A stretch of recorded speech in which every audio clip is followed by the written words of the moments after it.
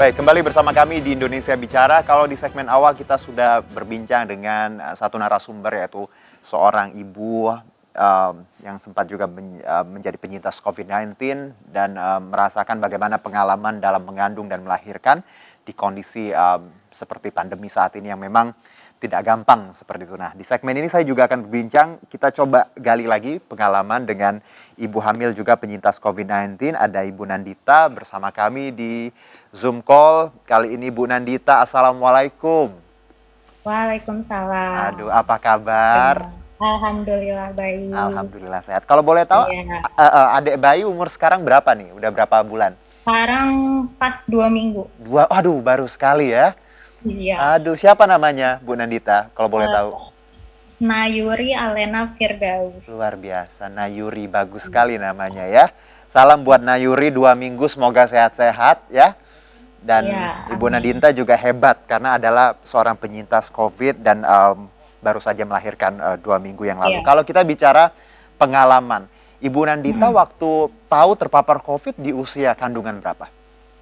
Itu 38 minggu. Oke, 38 Dan minggu. Mhm, mm, terus emang belum waktunya lahiran, belum mhm, HPL itu. mhm. Jadi belum diswab kan. Oke. Mm-mm. Nah, Pas udah mhm. Silakan. Pas sudah kenapa? ya pas udah kontraksi ya udah langsung ke rumah sakit gitu. Oke. Nah, ketika tahu terpapar COVID, bagaimana Mm. tindakannya? Sempat panik nggak, Bu Nandita, waktu itu? Wah, panik banget itu. Aha, Panik banget sampai apa sih dokternya nyaranin udah sesar aja gitu. mhm. Daripada kenapa-kenapa bayinya gitu Ya. di dalam. Mhm. Tapi akhirnya sesar atau normal? Sesar. Oh, Karena sesar. nggak boleh normal. Kata dokter tuh takutnya droplet. Resiko ya. Iya, resiko terpapar ke Oke. bayinya sama ke nakesnya juga. Oke, akhirnya mengambil tindakan sesar seperti itu. Iya. Nah, kalau kita bicara pengalaman, tadi saya berbincang juga dengan seorang ibu penyintas COVID bahwa Iya. menemukan rumah sakit bersalin itu agak sulit ketika ingin melahirkan. Iya. Apakah ini hal yang sama juga Bu Nandita temui? Nah, Mhm, alhamdulillahnya mhm. itu waktu pertama saya itu masuk ke deposit ibu hamil. Oke. Jadi saya udah bayar duluan gitu. Mhm, Heeh, jadi emang udah diatur gitu sama dokter dan sama bidannya gitu. Ketika saya tahu saya positif, jadi besoknya mereka udah siap-siap kamar gitu. Karena oke. kamarnya itu untuk isolasi Mhm. itu udah penuh banget. Jadi satu keluar, satu masuk, satu keluar, satu Ah, masuk. Itu tuh oke. benar-benar waiting list gitu. Iya, iya. Jadi memang ya kita tahu bahwa dari belakangan ini memang rumah sakit penuh sekali ya. Jadi untuk Iya, melayani salah satunya untuk kelahiran memang agak sulit, dan tapi tadi Bu nah Nandita itu deposit dulu, jadi ibaratnya sudah booking deposit. terlebih dahulu ya. Iya, iya, udah booking Oke, kamar. oke. Nah, kalau bicara penanganan sendiri, kalau tadi rumah Ya, sakitnya alhamdulillah dapat walaupun memang iya. harus booking. Penanganannya seperti apa? Karena kan kondisinya Bu Nandita lagi positif nih COVID. Hmm, hmm. Nah, alhamdulillahnya tuh Hmm, sangat-sangat diarahkan dan sangat-sangat terbuka gitu. Jadi, oh iya saya positif, mhm, silakan ke IGD dulu, mhm, apa daftar dulu, udah mhm. kayak gitu, mau PCR dulu terserah gitu. Oke, Jadi penanganannya tuh benar-benar bagus gitu. oke. Karena saya juga hamilnya pakai program hamil gitu. Jadi Mhm. dokternya tuh benar-benar ngarahin banget gitu. Oke. Nah, bicara kondisi sebenarnya waktu, karena yang saya baca juga sebelum juga kita Hmm, berbincang dengan Ibu Anissa juga penyintas bahwa hmm. dia tidak ada gejala sama sekali karena banyak memang Iya, ibu-ibu iya, hamil iya. memang tidak OTG seperti itu. Anda juga OTG? Hmm.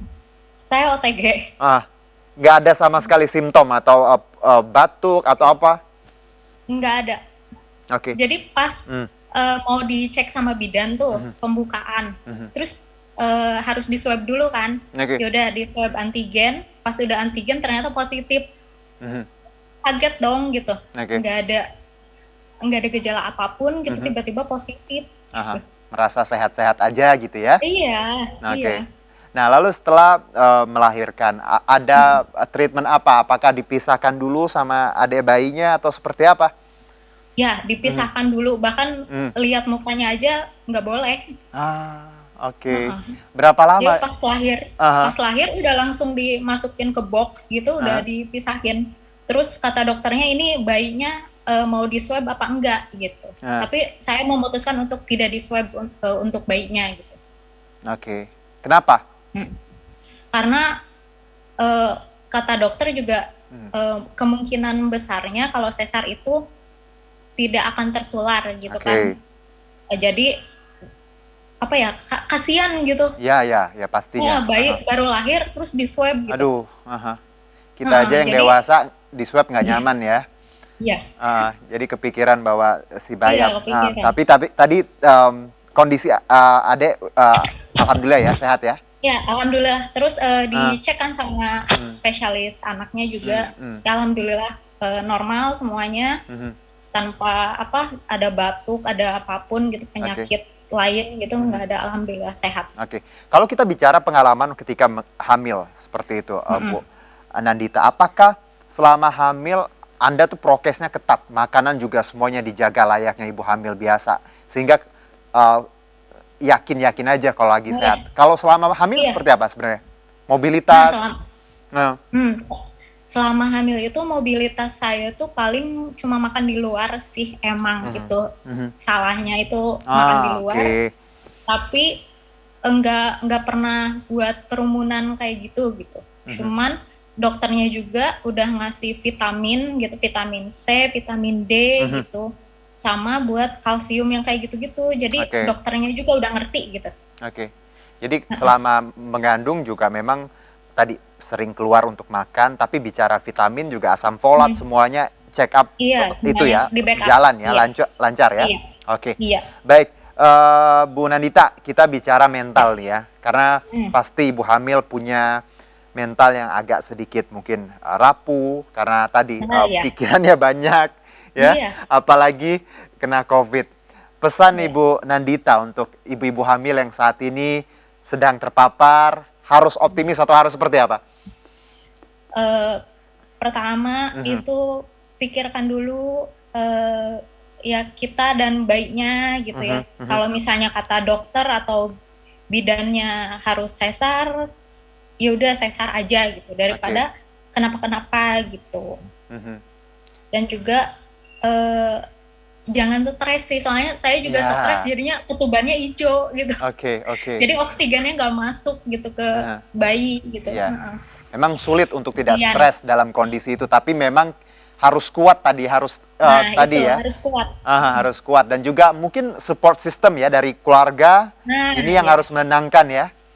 Iya, dari Oke. keluarga, suami, Mhm, supportnya, sama lingkungan juga sekitar tuh pengaruh banget. benar. Karena namanya perempuan hamil ya Iya, moodnya swing juga. wah, mood swing, I know. banyak pikiran, Iya. kebaiknya juga jadi eh, bermasalah nanti gitu. oke.